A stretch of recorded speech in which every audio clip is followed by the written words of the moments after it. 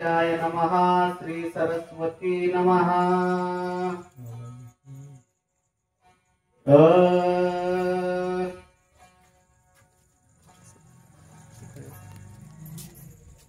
आजी ममा बंधू लववीरा कोट्यासे सांग सत्वरा खेळावया गेला दुरा किंवा काय बद सांगे मनोजवं मारुतुल्यवेगं जिचन्द्रियं बुद्धिमतावरितं वातात्मजं वानरयोधमुख्यं श्रीरामदूतं शरणं प्रपद्ये। मारुतीरायाच्या चरणावर नतमस्तक होऊन प्रभू रामचंद्राच्या चरणावर नतमस्तक होऊन अध्यायाला सुरुवात। अतिशय सुंदर असे वाचक सूचक या ठिकाणी तुम्हाला लाभलेले आहे आणि भगवंताच्या भक्तीचा असलेला एक नाद आहे बरं का। आणि म्हणून आम्हाला फार काही मोठी सांगता येत नाही अशातला प्रकार नाही, पण भक्ती आहे किंवा भक्तीचा कुठंतरी असलेला आमचा थोडासा नाद असल्यामुळे ही असलेली आवड आहे आणि त्या आवडीपोटी असणार आम्ही या ठिकाणी यायला लागलेलो आहोत। खर तर या ठिकाणी येताना सरपंचांनी सांगितलं आम्हाला की या ठिकाणी असलेले जे काही सूचक आहेत महाराज तर ते अतिशय ज्ञानी आहे आणि त्याचबरोबर ते कीर्तनकार आहे असं आमची येताना चर्चा झाली। एका कीर्तनकाराच्या समोर आम्ही येऊन त्या ठिकाणी ज्ञान सांगण्याचा प्रयत्न करणे म्हणजे एक वेगळा असलेला प्रकार आहे। परंतु भगवंताचं नाव घेण्यासाठी आता महाराजांनी सांगितलं की भगवंताचं नाव घेतलं पाहिजे, प्रत्येकाने नाव घेतलं पाहिजे ज्याच्या त्याला त्या ठिकाणी फळ मिळत असते। आम्हाला एक फळ मिळालं या उद्देशाने असताना या ठिकाणी भगवंताचं नाव घेण्याचा प्रयत्न आहे। अतिशय भाविक असलेलं गाव आहे। प्रत्येक गावामध्ये या ठिकाणी जी काही पोथी आहे तर श्रावण महिन्यापुरतीच पोथी आहे महाराज, त्यानंतर पोथी नावाची असणारी गोष्ट या ठिकाणी लयाला चाललेली आहे आणि येणाऱ्या काळामध्ये पिढीला या ठिकाणी पोथी चालवणं किंवा अध्यात्म चालवणं भगवंताची भक्ती करणं ही काळाची असलेली गरज आहे आणि तुमच्यासारख्या संतांची तर अत्यंत आवश्यकता आहे आणि तुमच्यासारख्या गावाची सुद्धा अत्यंत आवश्यकता आहे। आणि म्हणून हे चाललेलं असणारा सुंदर अध्याय आमच्या सोबत आलेले सर्व आमचे मित्रमंडळी सगळ्यांचे काही नाव घेणार नाही आणि म्हणून सगळे आलेले या ठिकाणी वाचक सूचक इथं बसलेले सगळे भक्त मंडळी अध्याय चाललाय सुंदर असलेला अध्याय आहे। आईचं प्रेम असणारा या ठिकाणी महाराजांनी सांगितलेलं आहे आणि त्या जो काही कुश असणारा बालक आहे त्या कुश नावाच्या बालकाला त्या ठिकाणी संकेत दिसायला लागले की म्हणजे माझा भाऊ कुठंतरी असणारा संकटात आहे आणि म्हणून त्या संकेतामुळे तो असणारा त्या ठिकाणी आपल्या आईच्या जवळ असणारा आलेला आहे आणि आईच्या जवळ येऊन त्या ठिकाणी असणारा सांगायला लागलेला आहे की म्हणजे माझा लव नावाचा असलेला जो काही बंधू आहे तो कुठं गेला, कुठं खेळायला गेलेला आहे, त्याचं काय झालं, तो कोणासोबत गेला, असं त्या ठिकाणी नाना प्रश्न असणारा आपल्या सीता मातेला असणारा त्या ठिकाणी कुश विचारायला लागलेला आहे। ज्ञानपणे मज शोधावया गेला से की कवरे ठाया मज लागी भेटावया आला नसे की निमित्ता। आणि म्हणून आता अशा पद्धतीने असताना त्या ठिकाणी वाटायला लागलेलं लवाला की म्हणजे कुशाला असं वाटायला लागलेलं आहे की तो असणारा कसा आहे लहान आहे आणि म्हणून ना कळतेपणामुळे त्या ठिकाणी तो माझ्यासाठी तर फिरायला आला नाही का, तो मला हुडकायला तर आला की नाही का, असं नाना प्रश्न असणारा त्या ठिकाणी त्या कुशाच्या मनामध्ये असणारा त्या ठिकाणी यायला लागलेले होते। कोणी सीता सुंदरी अंबरला फोडो शोक करी मने बाळा भावरी संकटाचे ओढिले। आता एवढं त्या ठिकाणी त्या लेकरानं विचारल्यानंतर दुःखाला थांबवण्याची सुद्धा एक सीमा असते बरं का। आणि म्हणून या ठिकाणी त्या मातेला असणाऱ्या मातेचं जे काही हृदय असणार आहे कोमल असलेलं हृदय आहे त्या हृदयाला थांबवलं नाही बरं का। आणि बऱ्याचदा तुम्ही असं होते की अनेक गोष्टी असतात त्या ठिकाणी माणसाचे डोळे सामून जातात, त्याचा चेहरा सामून जातो आणि म्हणून जर एखादा माणूस दुःखीमध्ये असला तर त्याचा चेहरा पडलेला असतो, डोळे भरलेले असतात आणि म्हणून सीता माता असताना त्या ठिकाणी बऱ्याच वेळापासून सांगायला तयार नव्हती, पण एवढे सगळे प्रश्न विचारल्यावर मात्र सीता मातेचं हृदय असताना त्या ठिकाणी पाजरलं बरं का। त्या हृदयाला असणारा पाना फुटला आणि सीता माता असताना त्या ठिकाणी मोठ्याने हंबरडा फोडायला लागलेले आहे। सीता मातेने सांगितलं की आमच्याच नशिबाला सगळं दुःख आहे का, एवढं सगळं दुःख सहन करून 2 लेकरांसाठी जगायला लागलेले होते आणि आता सुद्धा त्या ठिकाणी माझ्याच लेकरावर संकट यावं, म्हणजे जणू काही सगळी संकट आमच्यावरच काय येण्यासाठी थांबलेत की काय, अशा पद्धतीने त्या ठिकाणी सीता मातेला वाटायला लागलेलं होतं. आणि म्हणून सीता माता असणारी हंबरला फोडायला लागली आणि मोठमोठ्याने दुःख असताना त्या ठिकाणी व्यक्त करायला लागलेले आहे. बंधू वनाला कुणा गेला ऋषी अन्ने करुणा संगे ऋषी वारे असोना समिधा पाहे कानने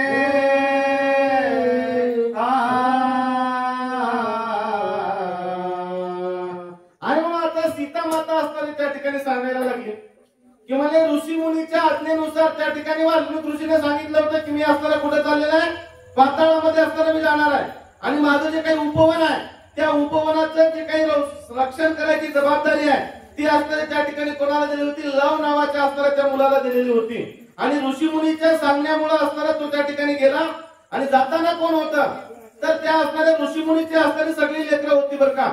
जिथं आपण राहतो तिथली लोक आपल्या सांगतीला असतात, ज्या लोकांच्या सानिध्यामध्ये असतो त्या लोकांचं सानिध्य असताना आपल्याला लाभलेलं असतं.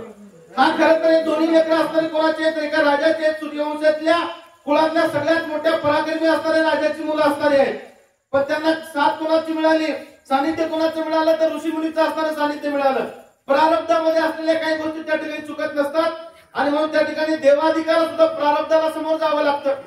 आणि म्हणून या लव आणि कुश नावाच्या लेकराचं प्रारब्ध असं होतं की त्यांना काय करायचंय तर त्या वनामध्ये असताना राहायचं, वाल्मिक ऋषीच्या सानिध्यामध्ये राहायचं, शिक्षा घ्यायचे, मोठं ज्ञानी व्हायचं त्यांचं प्रारब्ध होतं. आणि त्या प्रारब्धानुसार त्या ठिकाणी असणारी आपली आई सांगायला लागली माझा लव नावाचं असणारं लेकरू काय केलं होतं, वनामध्ये गेलं होतं. लेकरं कोणते होते तर सोबत असणारे त्या ठिकाणी ऋषीची लेकरं होते. या ऋषीच्या लेकरासोबत असणारा तुझा भाऊ असणारा गेला होता आणि गेल्यानंतर त्या ठिकाणी असणार काय झालं ते त्या ठिकाणी असणार सांगायला लागलेले आहे.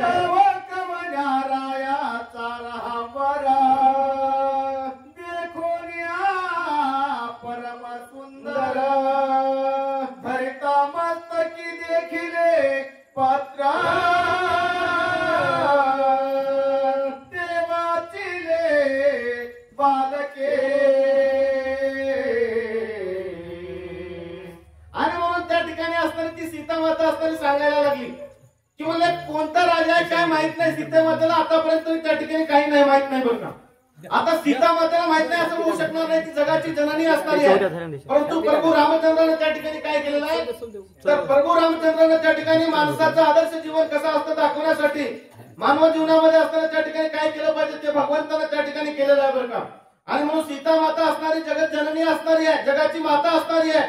तिला माहित नाही अशा काही गोष्टी नाहीत, परंतु तरी सुद्धा सीता माता असणारी काय सांगायला लागलेली आहे की म्हणजे कोण्या तरी राजाचा सुंदर असणारा घोडा त्या ठिकाणी आला होता आणि त्या घोड्याच्या असणाऱ्या मस्तकावर काय होतं तर पत्र होतं. कोणत्या राजाचं माहित नाही आणि ते पत्र असताना तुझ्या भावानं काय काय केलं ते आपल्या लेकराला म्हणजे दुसऱ्या लेकराला त्या ठिकाणी सीता माता अतिशय दुःखी अवस्थेमध्ये असताना त्या ठिकाणी सांगायला लागलेले आहे.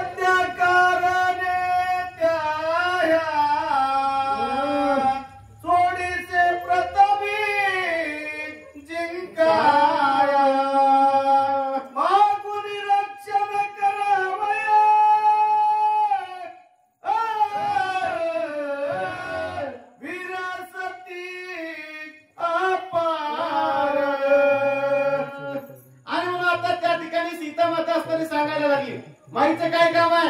आई असणारी कोण असते तर पहिली शिक्षिका, पहिली गुरु असणारी आपली आई असते. आणि म्हणून आईचं जे ज्ञान आहे तर ते ज्ञान असणारं सगळ्यात मोठं ज्ञान असते बरं का. आणि म्हणून या भाषेला सुद्धा कोणती भाषा म्हणतात मातृभाषा असं म्हणतात. आईकडून जी भाषा शिकली जाते त्याला मातृभाषा म्हणतात. आईचं ज्ञान असणारं सगळ्यात मोठं असणारं ज्ञान असते.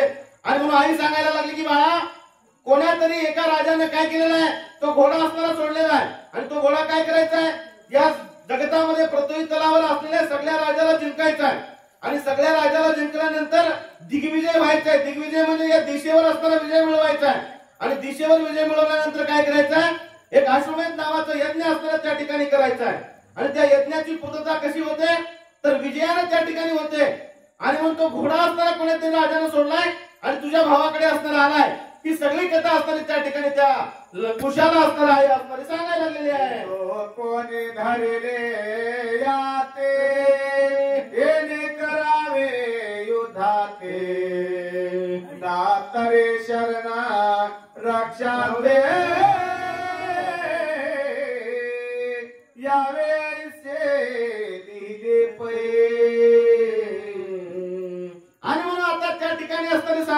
आहे काय की त्या पत्रावर असताना काय लिहिलेलं होतं की जर समजा कोणाला युद्ध करायचं असेल रामाच्या सैन्यासोबत तर युद्ध करायचं आहे आणि युद्ध शक्य नसेल तर शरण यायचं आहे. दोनच गोष्टी असताना दोनच पर्याय त्या ठिकाणी होते. दिग्विजय करणं म्हणजे काय सगळ्या दिशावर एका आणि एका राजाचा असणारा शिक्कामोर्तब करणं किंवा त्या राजाचं असणारं आधिपत्य मान्य करणं म्हणजे त्या ठिकाणी दिग्विजय असं म्हटलं जातं. आणि म्हणून त्या पत्रावर काय लिहिलं होतं एकतर त्या राजाला शरण येताना काय करायचं आहे नुसतं शरण यायचं नाही तन मन धनानं शरण यायचंय. राजाला आपलं सर्वस्व मानायचं आहे. आपल्याकडे होईल तेवढं धन द्यायचं आहे. राजाची सेवा असणारी जमली तर सेवा करायची आहे. राजाने सांगलेली आज्ञा असणारी मान्य करायची आहे आणि म्हणून राजाचा मांडलिक राजा म्हणून राज्य स्वीकार करायचा आहे. आणि म्हणून त्यासाठी दोन पर्याय होते एकतर युद्ध नाहीतर असणारं त्या ठिकाणी शरण जाणं असं त्याच्यावर लिहिलेलं असतं आणि ते लिहिलेलं होतं. असं त्या ठिकाणी कोण सीता माता असणारी कोणाला आपल्या मुलाला लवाला असणारं सांगायला लागलेले आहे. देवाचो निहालवासी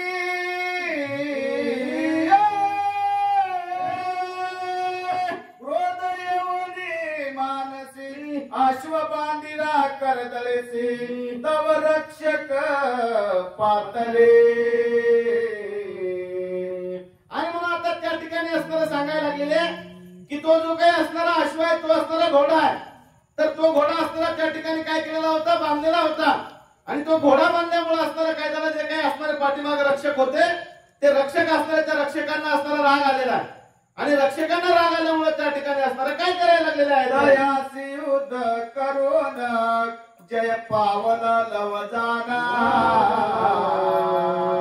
मग राजा येता युद्ध लागून तयासी पाडिले.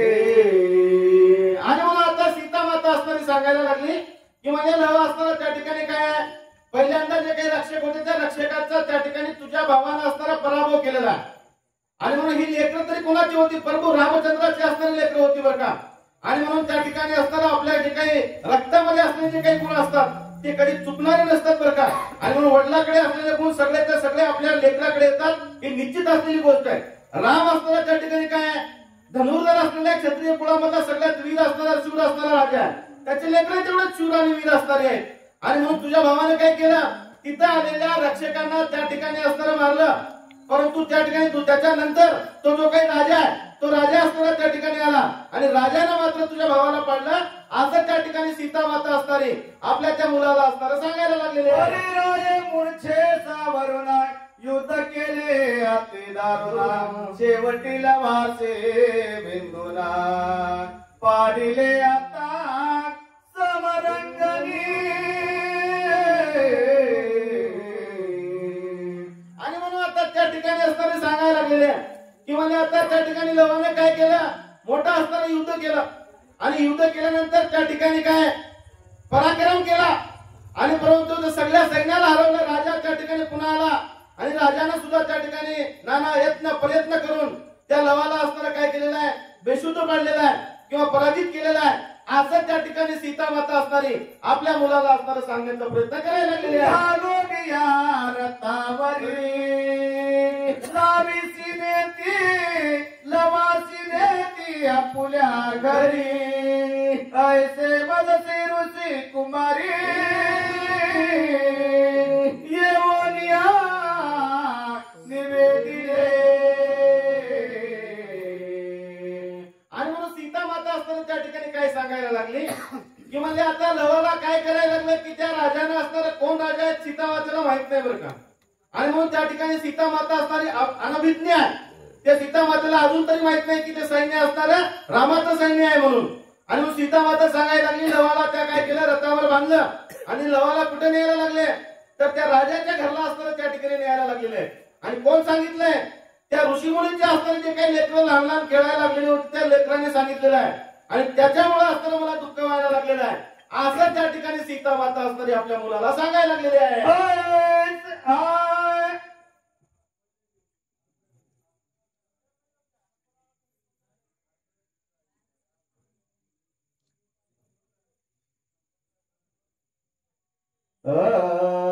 आता काय करावे गती कोण सोडविला तया प्रती ऐसे वदो ते अंग टाकी सती ते. आणि म्हणून आता त्या ठिकाणी सीता मातेला वाटायला लागलेला आहे की म्हणजे आता काय गती करावं. आणि सगळ्यात मोठी असलेली गोष्ट अशी आहे की लेकरू किती मोठं किती पराक्रमी किती झालं तर आपल्या आईला वाटते माझं लेकरू खान लहान आहे, लई लोक खराब आहेत, माझ्या लेकराला काय कळालंय असं त्या ठिकाणी वाटते बरं का. आता सीता मातेने काय सांगितलंय की तुझ्या भावानं पराक्रम केलाय, आलेल्या सैन्याला त्या ठिकाणी पराजित केले सांगितलंय. परंतु तरी सुद्धा माईचं हृदय असणार आहे. माईच्या हृदयामध्ये त्या ठिकाणी लेकराविषयी प्रेम असतं आणि आपलं लेकरू नेहमी छोटा आहे असं त्या ठिकाणी वाटतं, काळजी वाटते. आणि म्हणून सीता माता त्या ठिकाणी काळजीनं असताना बोलायला लागलेली आहे की म्हणजे आता काय गती करावं. सोडवायला कोण आहे, तो असणारा राजा आहे. आणि राजा सुद्धा काय केलेला आहे, दिग्विजय होऊन आलेला आहे. सगळ्या सैन्याला त्या ठिकाणी पृथ्वीवरच्या अनेक राजांना हरवून आलेला आहे. आणि आपल्याकडे कोणी आहे का, कोणी नाही. म्हणून कशी गती होईल, काय अवस्था होईल असं सीता मातेला त्या ठिकाणी असताना वाटायला लागलेलं आहे. आणि सीता माता दुःख करायला लागलेली आहे. आणि दुःखामध्ये त्या ठिकाणी सीता माता असणारी धरणीवर असताना त्या ठिकाणी पडायला लागलेली आहे. कुश माने वो माते आता दक्करी शोकाते सोडून आणि लाल वाते ऐसे जाना निश्चयसी. आणि म्हणून त्या ठिकाणी असणारा खुश सांगायला लागला आहे दुःख करायचं काही कारण नाही. काय तू फक्त त्या राजांना माझ्या भावाला असताना घेऊन गेले ना, माझ्या भावाला सोडून आणण्याची जिम्मेदारी असणारी माझी आहे. चिंता करू नको. लेकरं समाधानानं बोलल्यानंतर आई वडिलांना फार मोठं समाधान वाटते. त्या ठिकाणी लेकरू कशाने बोलायला लागलेला आहे, आपल्या स्वबळाचा असणारा त्याचा अनुभव आहे. आणि ते अतिशय खात्रीपूर्वक सांगायला लागलेलं आहे. काय काळजी करायची गरज आहे का, मी माझ्या भावाला कशा पद्धतीने सोडवायचं आहे ती माझ्याकडे असणारी जिम्मेदारी आहे. आणि काळजी करायचं मी असताना काळजी करायची काही गरज नाही असं तो असणारा अतिशय स्वतःच्या त्या ताकदीच्या बळावर असणारा आपल्या आईचं समाधान करण्याचा प्रयत्न असणारा करायला लागलेला आहे. करेला युद्ध कंदाना ऐसा नदीचे विराट कोणा जरी काळाला धावना तरी फोडिना मम बाले. आणि म्हणून आता त्या ठिकाणी असणार काय, स्वतःवर असणारा आत्मविश्वास असला पाहिजे बरं का. आणि म्हणून त्या ठिकाणी कुशाला असणारा आत्मविश्वास आहे. आणि कुश काय सांगायला लागलाय की म्हणजे माझ्या सोबत रणकंदन करील किंवा माझ्या सोबत युद्ध करील असा कोणताही वीर आतापर्यंत नाही म्हणले. आणि साक्षात काळ जरी आला, काळाला सुद्धा हरवण्याची ताकद असणारी माझ्यामध्ये आहे. हा असणारा आत्मविश्वास आहे. आणि तो आत्मविश्वास कशामुळे आलाय, तर तो आत्मविश्वास असणारा आपल्या आई वडिलांच्या असणाऱ्या सद्गुणामुळे येतो किंवा आपल्या आईच्या असणाऱ्या त्या ठिकाणी असणाऱ्या संस्कारामुळे येतो. आणि त्याचबरोबर त्या ठिकाणी कुशाला मिळालेले जे काही संस्कार होते, वाल्मिक स्वामीचे असणारे ऋषीचे असणारे जे काही ज्ञान होतं त्या ज्ञानामुळे त्या ठिकाणी असणारा बोलायला लागलेला आहे. ते कुश म्हणजे ते लेकरं म्हणजे आता महाराज आम्हाला फार काही कळत नाही बरं का, परंतु ते लेकरं म्हणजे काही नुसतं युद्धामध्ये बाणामध्येच नव्हते, तर 4 शास्त्र 6 काय ते सगळं वेद पुराण त्या ठिकाणी असणारा त्यांना अवगत असणारं होतं. आणि म्हणून ते लेकरं असताना आत्मविश्वासाने सांगायला लागले घाबरायचं कारण नाही. काळ जरी साक्षात आला, काळा सुद्धा शिक्षा लावण्याची ताकद असणारी तुझ्या लेकरात आहे, माझ्या भावाला आणण्याची ताकद माझ्यामध्ये आहे. अशा खुश असणारा त्या ठिकाणी आपल्या आईचं समाधान असणारा करायला लागलेला वज्रधारा किंवा उमारमन शंकर तरी तयासी करून समरा सोडवीन बंधू ते. आणि म्हणून आता त्या ठिकाणी असताना सांगायला लागलेलं आहे काय की साक्षात महादेव उमा रमण जरी त्या ठिकाणी असला तरी त्याच्यासोबत सुद्धा काय करेल, रणकंदन करील. आणि तुम्हाला सांगू का, त्याच्या पाठीमागे आई वडिलांचा आशीर्वाद असते ना तर त्याला त्या ठिकाणी कोणी पराजित करू शकत नाही. तिरकारबाधित असलेलं सत्य आहे, देव लोकांमध्ये असलेलं सत्य आहे. महाराजांनी आताच सांगितलं आम्ही आल्या की एका आईच्या पाया पडलं की पृथ्वीला प्रदक्षिणा घातल्यावर पुण्य असणारे त्या ठिकाणी मिळत असते. आणि मग तुम्ही आई वडील निष्ठा ठेवा. आता मी तर माझ्या लेकरांना नेहमी सांगत असतो, काय सांगत असतो, देव कसा आहे आम्ही बघितलाच नाही. आणि म्हणून त्या ठिकाणी देव म्हणजे काय, देव म्हणजे चांगुलपणा असलेला म्हणजे देव, त्याच्यामध्ये त्या ठिकाणी सत्वगुण असलेला म्हणजे देव. आणि देव कुठे आहे, तर देव आमच्या आईमध्ये आहे. देव कसा दिसतो जर मला कोणी विचारलं तर मी सांगाल माझी आई जशी दिसते तसा असणारा देव आहे. ते म्हणजेच असणारा देव आहे, ते म्हणजे राम आहे, ते म्हणजे पांडुरंग आहे. पहिल्यांदा सेवा मी कोणाची करेल तर माझ्या असणाऱ्या आईची करेल. ज्या दिवशी आईच्या डोळ्यामध्ये अश्रू आले त्या दिवशी तुमचं असणारं आयुष्य संपलं बरं का. आणि म्हणून त्या ठिकाणी ते लेकरू असणाऱ्या आपल्या आईच्या अश्रूला बघून असताना त्या ठिकाणी सांगायला लागलेलं आहे. उमा रमण आला, साक्षात महादेव परमात्मा आला किंवा इतर कोणतेही जरी देव आले तर त्या देवासोबत सुद्धा युद्ध करेल आणि जिंकून आणेल. कशाच्या बळावर? आईच्या आशीर्वादाच्या बळावर आणेल. असं त्या ठिकाणी खुश असताना आपल्या आईला आत्मविश्वासाने असताना सांगायला लागलेला आहे. आता कासया शोक करीशी युद्ध धर्म क्षत्रियासी मूर्चा पावतारण भूमीसी कीर्ती होये त्रिभुवनी. आता मी तुम्हाला सांगितलेलं आहे की हे लेकरं म्हणजे काय होते? ज्ञानी होते. मग किती ज्ञानाने बोलायला लागले की म्हणजे आई दुःख करायचं काय कारण आहे? क्षत्रियाचा काय धर्म आहे? क्षत्रियाचा धर्म असणारा हे युद्धामध्ये रणांगणामध्ये जाणं हे क्षत्रियाचं पहिलं असलेलं काम आहे. आणि क्षत्रियाला जर समजा रणांगणामध्ये लढता लढता मरण आलं तर त्याला त्या ठिकाणी त्याचं जीवन असणारं सफल होत असते. आणि काय झालंय? तो रणांगणामध्ये मूर्छेला येऊन पडलाय आणि क्षत्रियाचं काम होतोय. आणि मृत्यू जरी आला तरी असणारं चांगलं होणार आहे. या जगतामध्ये असणारी कीर्ती होणार आहे. बाकी सगळं काय आहे? सगळ्यांना आपल्याला सगळंच माहित आहे की आता इथं जन्माला आलेला प्रत्येक माणूस असणारा मरणार आहे हे असणारं सत्य आहे. पण हे सत्य असताना आपण जगणं सोडून द्यायचंय का? जगणं सोडून द्यायचं नाही तर आपलं नाव झालं पाहिजे यासाठी असणारा सगळ्याचा असणारा प्रयत्न आहे. आणि आपल्या जीवाचा असणारा उद्धार झाला पाहिजे हे असणारा सगळ्याचा असणारा प्रयत्न आहे. आणि म्हणून त्यासाठी सगळ्या जे संसारामध्ये असणारे त्या ठिकाणी चाललेला अट्टास आहे, सगळे प्रयत्न असणारे आहेत. आणि म्हणून ते सांगायला लागलेले क्षत्रियाचं असणारं पहिलं काम आहे रणांगणाचं. आणि रणांगणात गेल्यावर ते लेकरू जर गेलं तर त्याचं नाव कीर्ती असणारी जगतामध्ये होणार आहे. म्हणून आई चिंता नसावी असं त्या ठिकाणी ते आपल्या आईला असणार सांगायला लागलेलं आहे. कवच किरीट सत्वारी धनुष्य तुनीर खड्ग सामग्री तोरे जाऊन या समरे बंधू सोडवी तो आता. आणि म्हणून आता अशा पद्धतीने असणाऱ्या त्या ठिकाणी आपल्या आईला सांगायला लागलं की म्हणजे आता जे काही धनुष्य असणार आहे, खड्ग असणार आहे किंवा अजून असणारे जे काही शस्त्रास्त्र आहे ते सगळे शस्त्रास्त्र असणारे त्या ठिकाणी दे. आणि शस्त्रास्त्र त्या ठिकाणी घेऊन जाऊन काय करतो? समरांगणामध्ये रणांगणामध्ये जातो. आणि रणांगणामध्ये गेल्यानंतर त्या ठिकाणी असणाऱ्या बंधूला सोडून आणतो.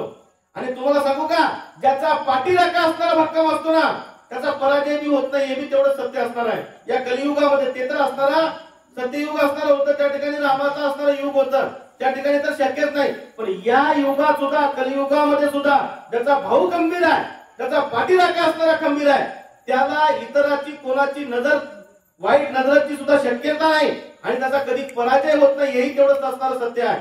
आणि मग खुश असणारा सांगायला लागलाय मी जाऊन रणांगणावर विजय होऊन येतो असं आपल्या आईला त्या ठिकाणी असणार बोलायला लागेल. पाहते जरी मी तयाला गोना सोडीन नामी परतोला तरी तव पायाचे आना सत्य सत्य त्रिवाचा. आणि म्हणून आता त्या ठिकाणी असणारा खुश बोलायला लागलेला आहे की म्हणजे आई मी असणाऱ्या रणांगणावर जातो, रणांगणावर गेल्यावर विजयी होतो आणि विजयी होऊन असताना मी माझ्या भावाला सोडून आणतो हे सत्य आहे.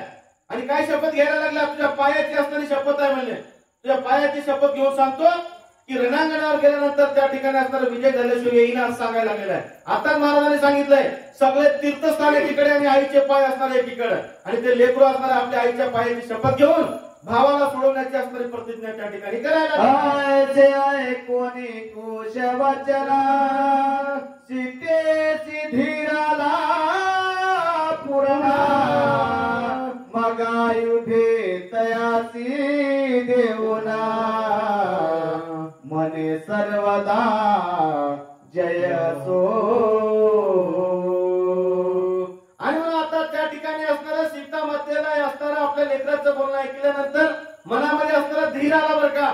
आणि सगळे आयुध्य म्हणजे सगळे असणारे शस्त्र असलं त्या ठिकाणी त्या कुशाला दिली. आणि कुशाला त्या ठिकाणी दिल्यानंतर त्याच्या सीता मातेच्या मनाला थोडस समाधान वाटलं. आता मात्र माझं लेकरू आलंय, आता नक्की असणारं सगळं बरोबर होईल असं त्या ठिकाणी सीता मातेला असणार वाटायला लागलं. जावरिया सत्वर गती सोडविया तालवा प्रती ऐसे व दोन्ही सीता सती आलंगोनी अध्यापित. आणि म्हणून आता अशा पद्धतीने असणाऱ्या त्या ठिकाणी सीता माता असणारी आपल्या लेकराला असणारी आज्ञा द्यायला लागलेली आहे. तत्वर गतीनं लवकरात लवकर असणारं त्या ठिकाणी जायचं आहे आणि तुझ्या भावाला असणारं त्या ठिकाणी सोडून आणायचं आहे असं त्या ठिकाणी सीता माता असणारी सांगायला लागलेली आहे. परंतु आमच्याकडे मात्र काय आहे, आता ते युग वेगळा बरं का, त्या सीता मातेची जी काही बराबरी आहे या युगात असणं शक्यही नाही. पण आमची माता मात्र कशी आहे, आमच्या लेकराला अध्यात मध्यात जाऊ नको असं सांगणारी आमची माता आहे. पण सीता मातेने काय सांगितलंय की तुला रणांगणावर जायचं आहे. लेकरांनी चूक केली की काय केलं की रथ असताना त्या ठिकाणी अडवलाय तर अडवलाय, आता तुझ्या भावाला असताना सोडून आणायचं आहे. पण आमची आई सांगते कोणत्या भांडणात जायचं नाही, कोणत्या गावाच्या भानगडीत जायचं नाही, कोणत्या प्रसंगामध्ये असताना आपलं लेकरू जायचं नाही असं आपली आई सांगत असते. मग मला काय नेमकं काय सांगायचंय, मला नेमकं मला असं सांगायचं आहे की आपल्या लेकराला संस्कारी करा आणि त्याला त्या ठिकाणी ठीक करा. त्याला सांगा की सत्यासाठी तुला जायचं आहे.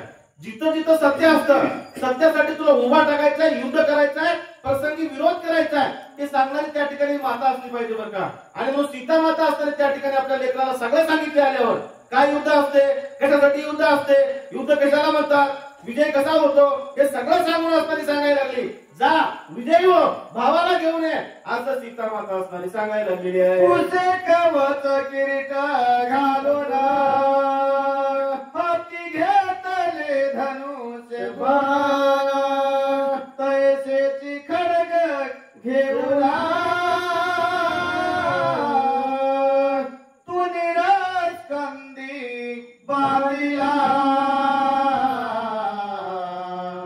आणि म्हणून आता अशा पद्धतीने असणारा त्या ठिकाणी कुशबळ असणारा धनुष्य असताना आपल्या हातामध्ये घेतलेला आहे, खडगा असणारा घेतलेला आहे आणि कवच कुंडल असणारा त्या ठिकाणी परिधान केलेला आहे. राजाची लेकरं आहेत बरं का, दिसायला सुद्धा त्या ठिकाणी रूपवान असणारी होती, कवच कुंडल असणारी त्या ठिकाणी घातली होती. आणि तुम्हाला सांगू का, लेकरू सुंदर असल्यावर त्याच्यावर दागिने असल्यावर ते अजून शोभायमान दिसते बरं का. हे तर रामाचे असणारे त्या ठिकाणी लेकर होते आणि शोभायमान असणारे कुश त्या ठिकाणी दिसायला लागला. रणांगणावर युद्धासाठी असणारा जायला लागलेला आहे. नमन करोनी मात्र चरणी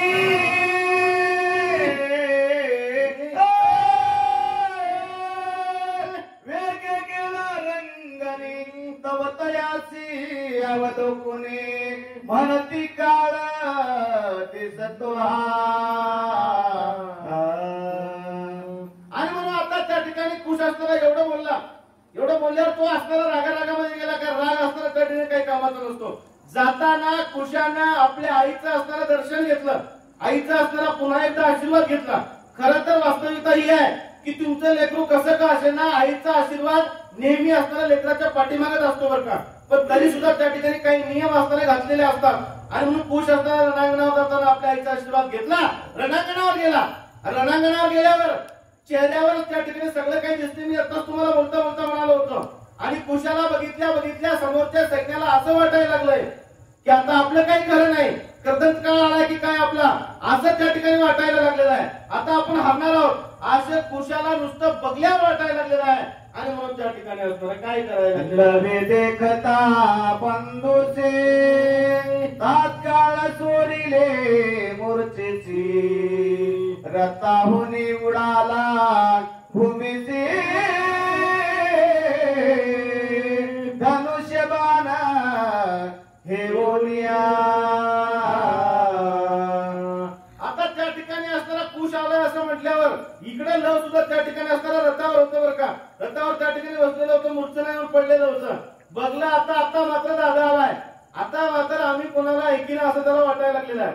आणि म्हणून लगेच धनुष्यबाण घेतलं, रथावर असताना उडी मारला आणि रथावर उडी मारून असताना त्या ठिकाणी असताना काय करायचं. पूर्वे दिशेच्या विराची कुश गेला समराची लवे जाऊन या पश्चिमेसी ठाण मांडिले पुनरपी. आणि म्हणून आता दोघं भाऊ असणारे त्या ठिकाणी आल्यामुळं एक असणारा त्या ठिकाणी पूर्व दिशेला असणारा कुश गेलेला आहे आणि लव सुद्धा त्या ठिकाणी मूर्छना सावरून असणारा तयार झालेला आहे, तो पश्चिमी दिशेला गेलेला आहे. आणि दोघेही जण असणारा त्या ठिकाणी थांड मांडून बसले, दोघेही जण असणारा त्या ठिकाणी भयंकर युद्ध असणार करायला लागलेले आहे. प्रखर बाण वृष्टी करुणा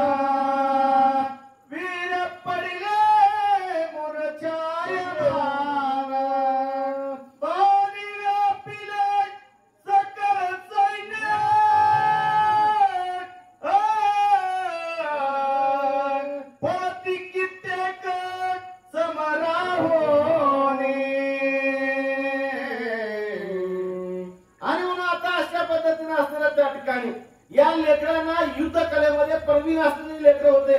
तुम्ही आता याच्या अगोदर असणाऱ्या लवाचं काय पराक्रम आहे ते सगळं ऐकलेलं आहे बरं का.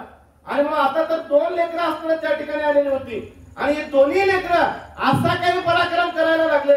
आलेले सगळे जे काही वीर आहेत ते वीर असताना त्या ठिकाणी जागच्या जागी खिळून बसायला लागले. एकाचं काही चालत नव्हतं.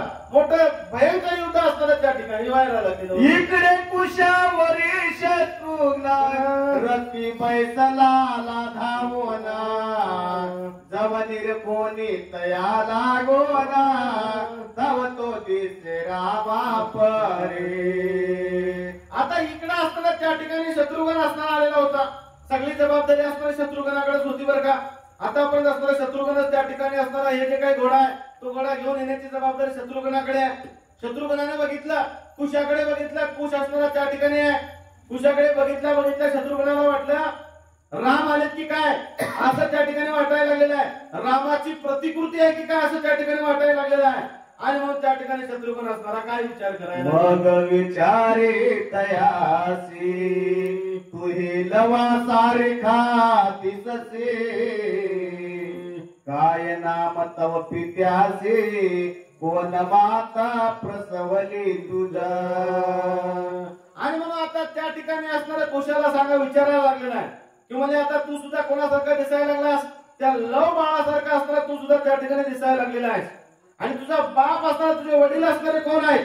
तुला कोणत्या आईने जन्माला घातलेला आहे किंवा जन्म दिलेला आहे असं त्या ठिकाणी शत्रुघ्न असणारा त्या आपल्या समोर आलेल्या त्या बाळाला असणारा त्या ठिकाणी विचारायला लागलेला आहे. तुझं नाम काय असे ऋषी आश्रमी कवन्या दिसे राहिले ती तुम्ही कैसे हे मज दावा निवेदी बालका.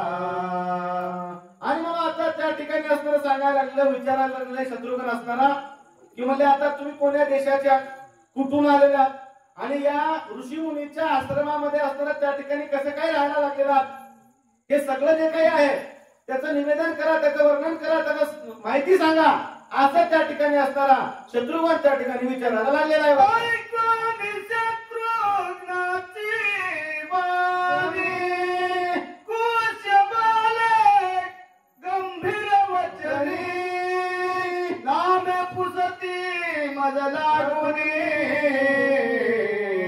तरी ऐके पयाता. आता एवढा त्या ठिकाणी असणाऱ्या कुशाला विचारल्यानंतर कुश असणारा त्या ठिकाणी गंभीर झालेला आहे आणि गंभीर होऊन त्या ठिकाणी असणारा सांगायला लागलेला आहे, बोलायला लागलेला आहे.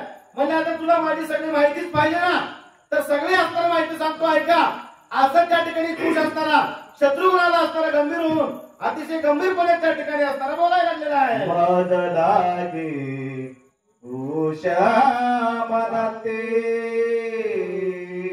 दुजयासी लव बोलते सीता पतिव्रता आम्हा प्रते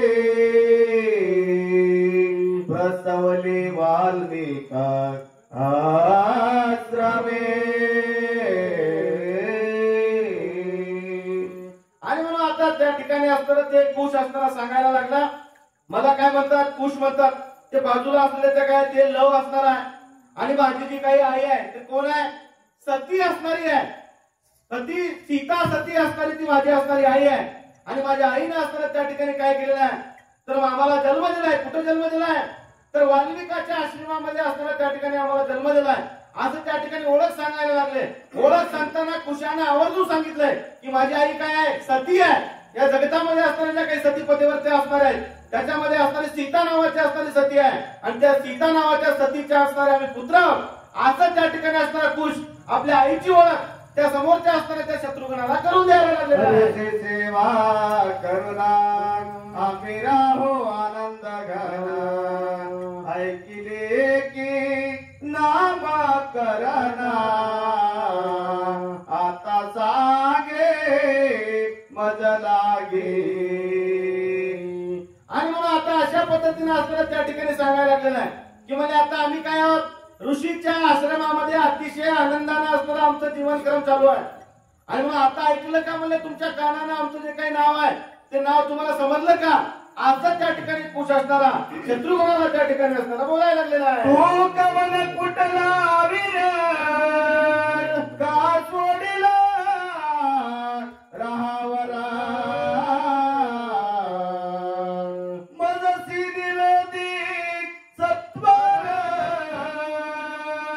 परितो तुझा रणांगरे.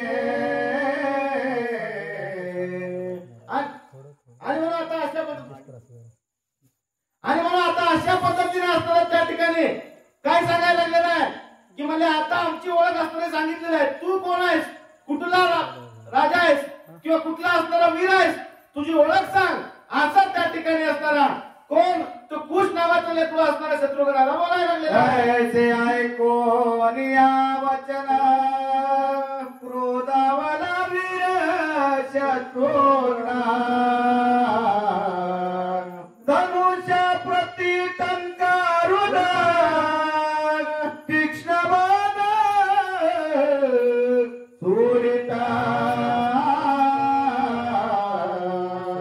आणि म्हणून आता अशा पद्धतीने असताना त्या ठिकाणी ऐकलं आणि अशा पद्धतीच्या गोष्टी ऐकल्यानंतर शत्रुघ्नाला असणारा राग आला आणि शत्रुघ्नाला त्या ठिकाणी असणारा आपल्या धनुष्याला असणारा टंकारलेला म्हणजे त्या ठिकाणी कानडी असणारी ओढलेली आहे आणि कानडी ओढून रागामध्ये असणारा त्या ठिकाणी शत्रुघ्न काय करायला लागलेला आहे ते तोडोनिया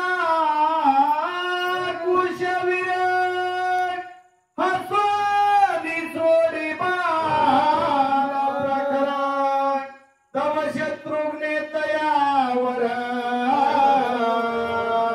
भ्रष्टी केली शराचे.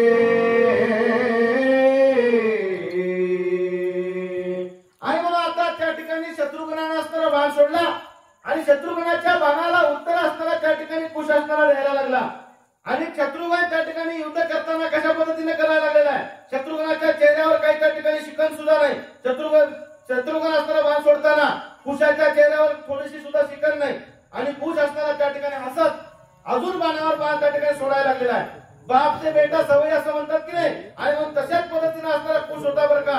आणि म्हणून आपल्या चुलत्याच्या बाणाला अतिशय चोख प्रत्युत्तर त्या ठिकाणी असणारा कुश द्यायला लागलेला आहे आणि दोघा चुलत्या पुतण्याचं असणारं युद्ध अतिशय भयंकर असणारा त्या ठिकाणी व्हायला लागलेला आहे. कुंडली कवरदे हरी विठ्ठल श्री ज्ञानदेव तुकाराम.